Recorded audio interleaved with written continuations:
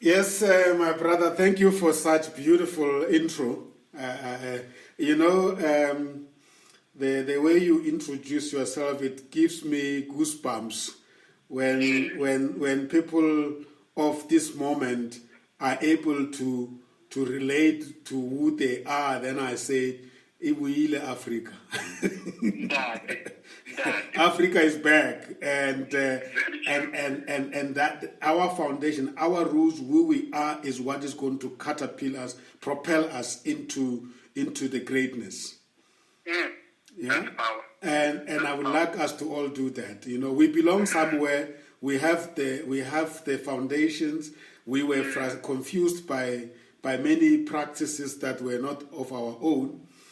And now we have reconnected with who we are, and we are rebuilding this nation, this continent, and we will matter in the world. And we must equally so be prepared to unlearn some of those practices without any hassle. Absolutely.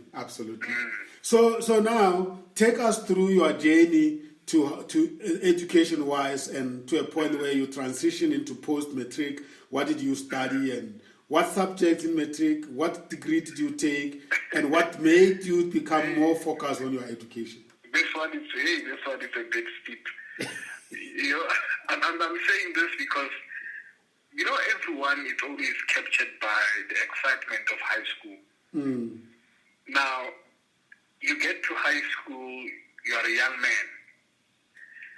As you study and progress in these grades, you get hit by one thing that deals with your identity in high school. I will talk about this thing. Now, as a teenager, now we talk as boys in our corners. Lesego, have you had your first sex experience? Yes. Now, that alone can take an A-plus student to drop to a level that parents can never understand. Yeah. Because now you want to belong in this group that has broken their virginity. I'm saying, thanks God I was able to complete my matric because an educator saved my life. Now, back in high school, I remember there was a group of young boys that wanted to befriend me so much. They wanted me to be part of their group. And two in that group used to carry guns at school. Now, this was a cool environment for me to be around because I thought these boys are respected at school. Because you would understand, this was a time of comrades back then. Yes. Yeah, this is where comrades will come at a school and just decide to say, there's no school today, so it's school out. We have a march, there's a toy.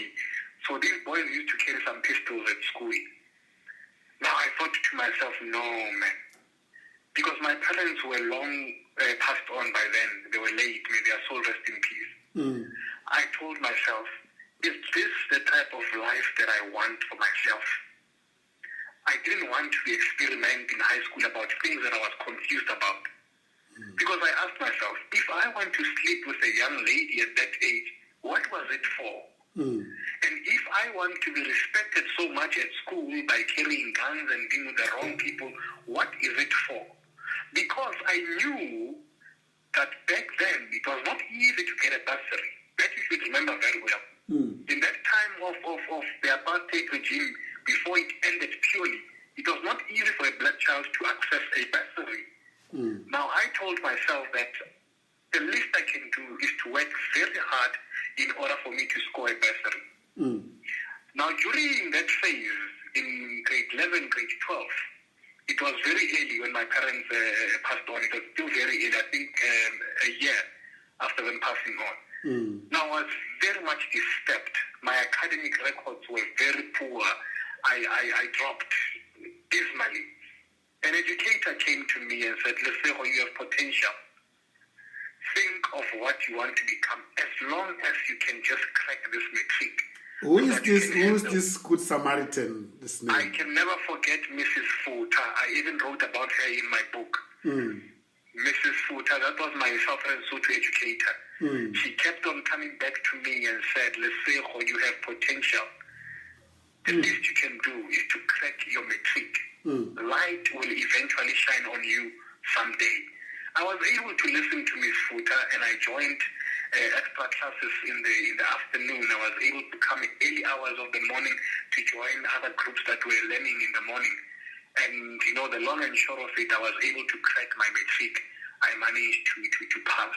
Beautiful. However, now, come January, February of the next year, you see other kids carrying bags that are written University of the Veterans Rand. You see other students carrying bags that are written RAU, the Rand Practitioner University, for it's UJ. Yes. It was then RAU.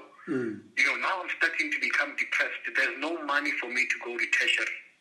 My marks were not that good for me to score, acceptance at a university. I was able to be accepted at a college, but there were no funds to go and study at college. I started becoming depressed. There's a say that I came up with that says, when the past calls you, don't answer the phone because the past has nothing new to tell you. I'm going to tell you why I came up with that quote. As I was not able to access opportunities immediately after matric, the past kept on calling me to say, why can't you go back to gambling? Why can't you go back to shoplifting because there's money there? The past kept on calling me, but I never answered the phone because the past has nothing new to tell me. I told myself, I'm heading forward and I'm going to source opportunities for myself.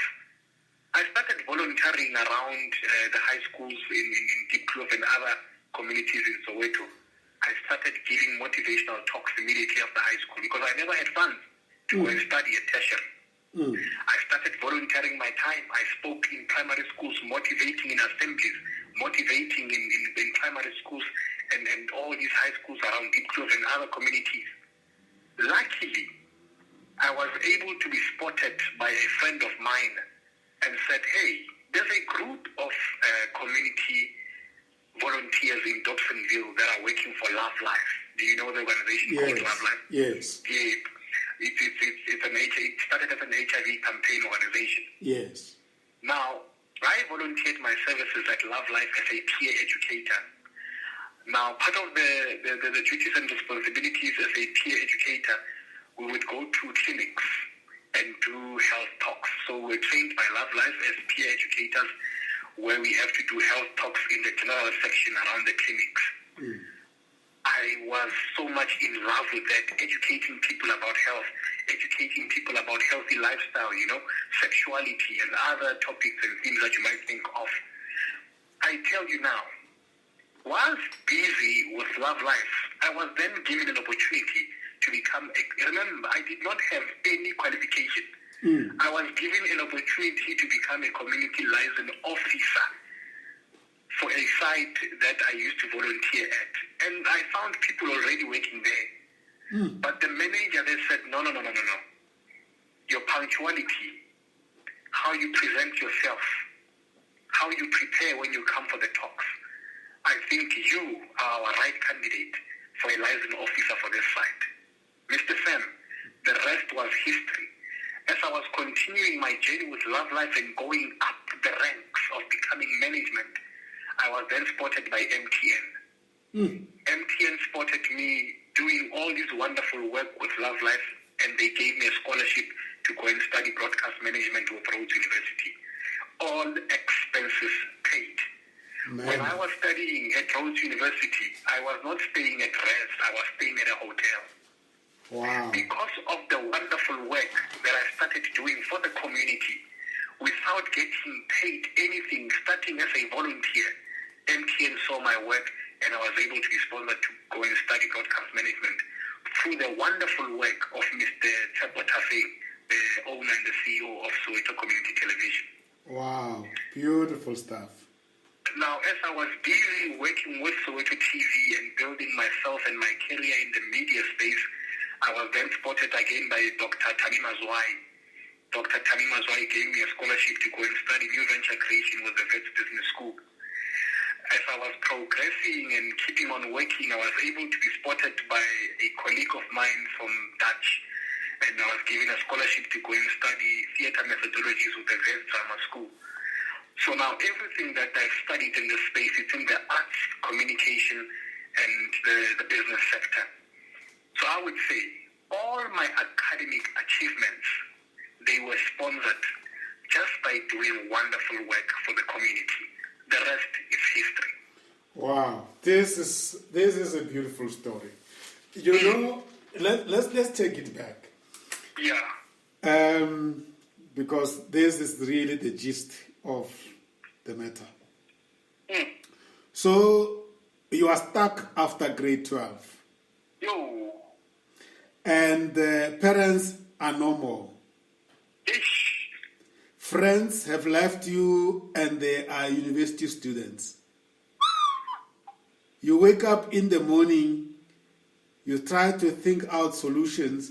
The only thing that keeps on coming is the devil saying, go back. You.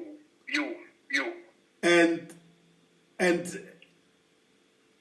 the inside you say, there's nothing new that I've seen where you are taking me back that you are going to teach. There's nothing new that you are going to teach me there.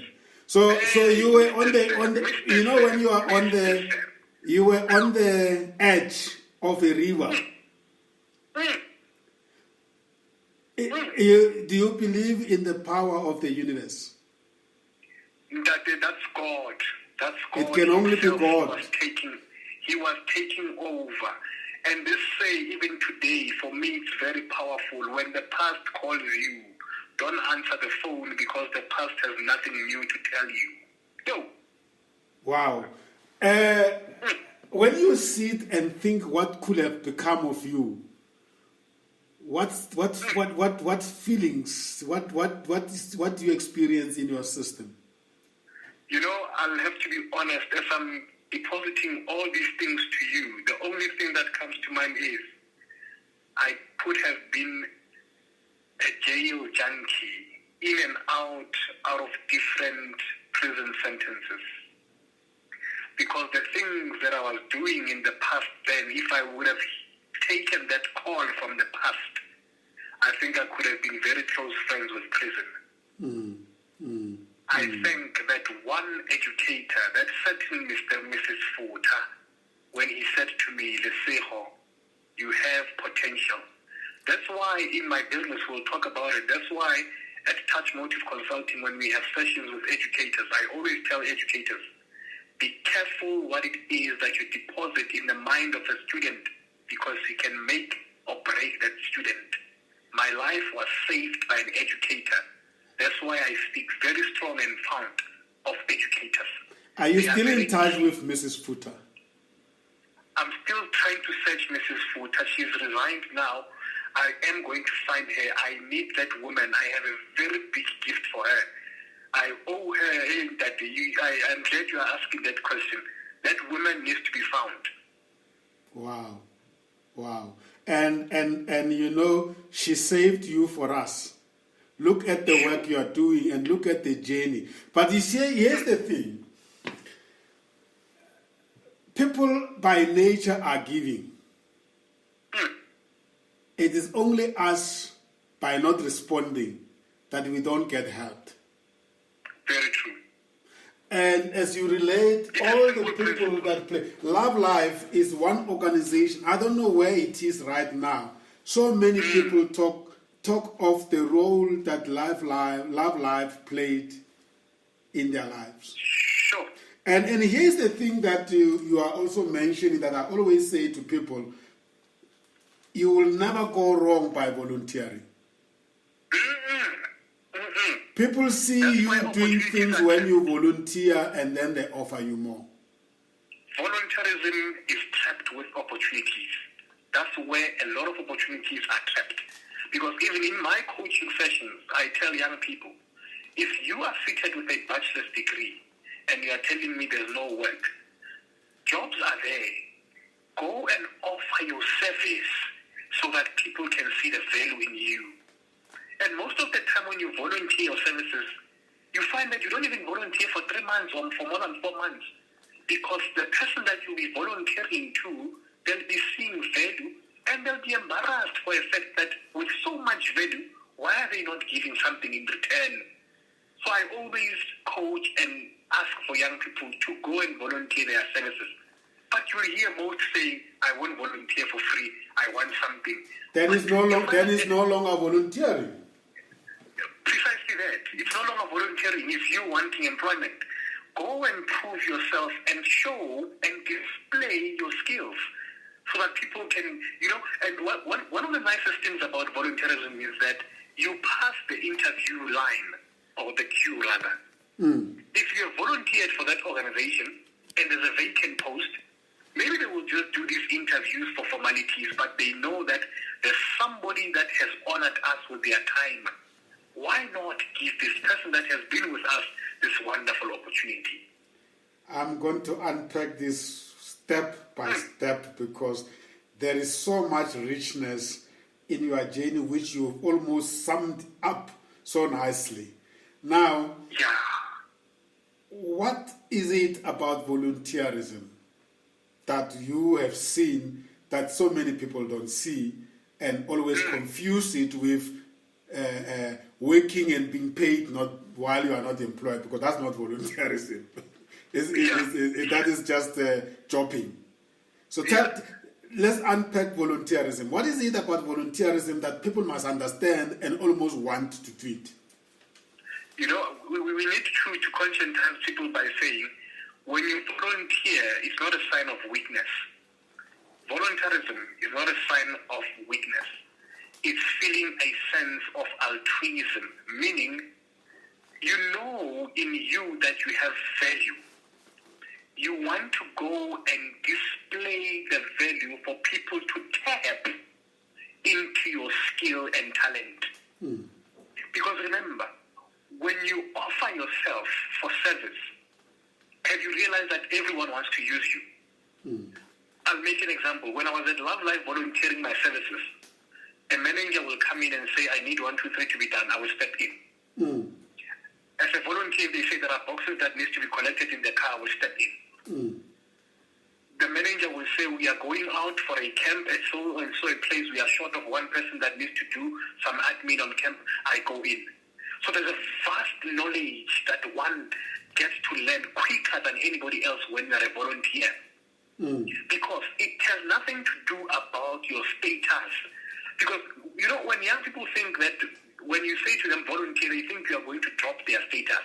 It has nothing to do about you dropping your status, but it has everything to do about displaying your skill and talent so that you can be recognized to be part of an organization. So when I went in, I enjoyed my volunteer days. When I was a volunteer, I enjoyed it. And to me, I just want to be honest, when I was doing it, I had no money in thought to say, when are they paying me? No. I was more excited by the value that I'm adding in the group. Now, the day they told me that, Lesego, give us all your details, proof of residence in your bank account, we are preparing your contract. That was excitement of the next level because I was not expecting it. I expected that I'm still going to be drilled and trained for a year. But that only happened for 2 or 3 months. After those 2, 3 months, somebody said to me, we are ready with a contract for you. Suddenly, I was getting paid. Because they saw the value, they tapped into the value, and they wanted to keep that value. If they didn't like my value, they would have said, Lesego, go and try somewhere else. But because they saw that value, they said, this we cannot lose. By volunteering, you have removed all the doubts that they could have had you not done. That. 100%. Beautiful. This is so important because I can relate very well to this, and it pains me when people sit and say, I don't have anything to do, while there is so much in the community that can be done. And every time you do something, somewhere, somehow, someone is sitting and observing your way of doing, and someone is going to recommend. And by the way, you are completing and populating your CV. Very true, because now when you volunteer, you also learn the art of doing things with diligence. Because I find that I've worked on a lot of projects. We can take the whole day speaking about the project that I've been involved in. But I see how clumsy people are when they volunteer in the name of saying, we are not getting paid. And I always say to people, somebody, like you rightfully say, somebody is always watching. Do your work with diligence. Because once they are going to sit on a round table and decide on who stays, in all the 5 volunteers, the 2 that will be managed, that will manage to stay is those that were doing their work with diligence. Don't take volunteerism very light. And remember, Mr. Sam, volunteerism is not only in community organizations, even in corporate. Yes. Even in corporate, you can see somebody in suits and in their 2-piece, you think that they are in a high position. Some are volunteering there without even you knowing, because they are hungry to access these opportunities. Mr. Sam, maybe other people haven't tasted poverty here. Until this poverty really rips them apart, they will wake up and start doing something about their lives. Yeah, absolutely. And, you know, sure, beautiful stuff. Let's talk about, now you are a community liaison officer. What does that entail? A community liaison officer, you deal with stakeholder relations. You deal with council references, meaning in the community, you are the one that refers the community for councillor services, your ward councillors. You deal with stakeholder liaison.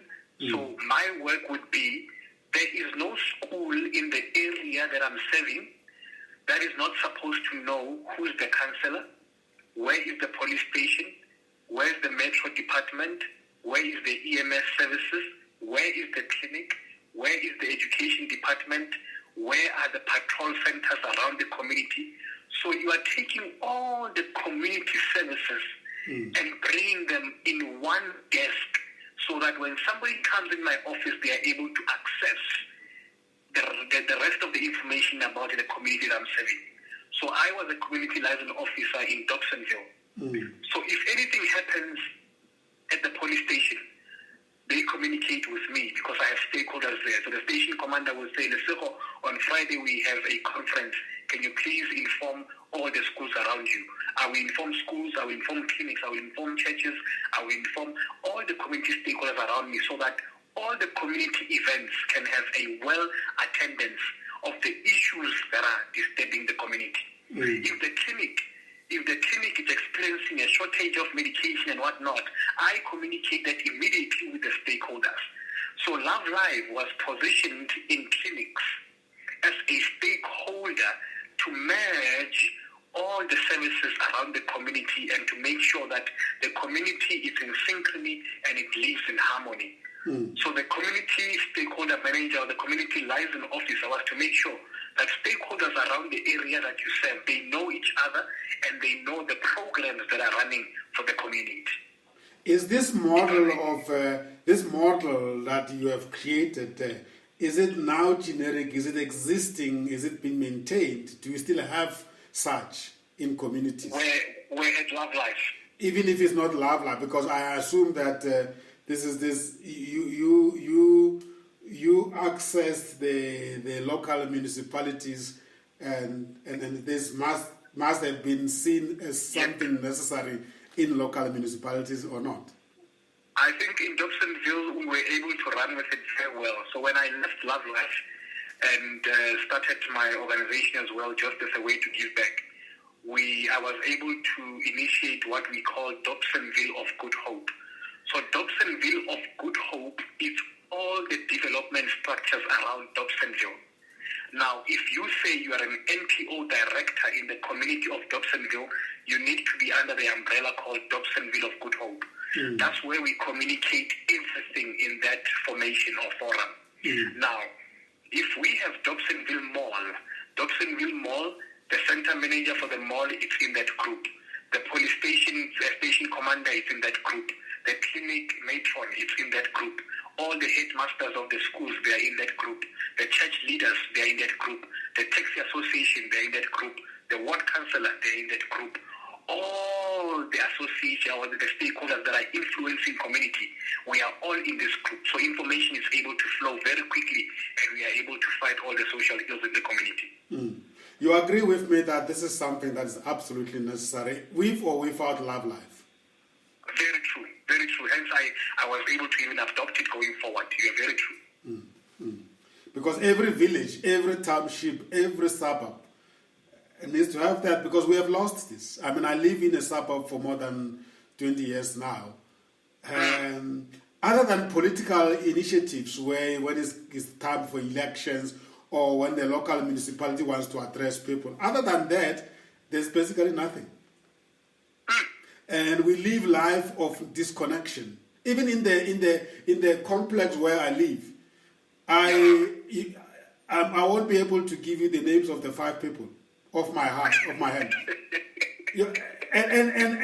It disturbs me that we have become. This is what we have become, and that's why we can't help each other. And when I go home back to my rural village of Malibong in Jenfels, I find my mother and my brothers more connected than. I mean, it's embarrassing. They will, even if I call them right now and I ask them what are the developments in Malibong in Jenfels, they will tell me A to Z of what is going on in the village.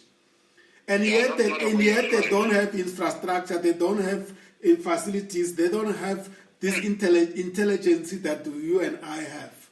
But nothing will happen in that village without anybody knowing. Yeah, no, that's not a way of life. You can't be staying in an area and you don't know the immediate 5 people, their name, surname, their family, and where they come from. It's a bit disturbing, you're quite right. We cannot detach like that as humanity. No. That has to be rectified, because the people who put this complex together, they don't see that as necessary. It's like building a computer and then you have no software. It's just a box. It's just a complex, you know.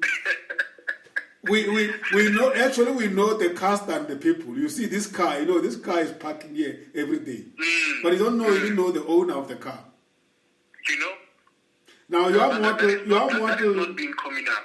model of community liaison is I hope as the NGO organizations we need to really do something about that, because it is not healthy. But anyway, so you picked up quite a lot of skills there in terms of stakeholder relationship management. Yes.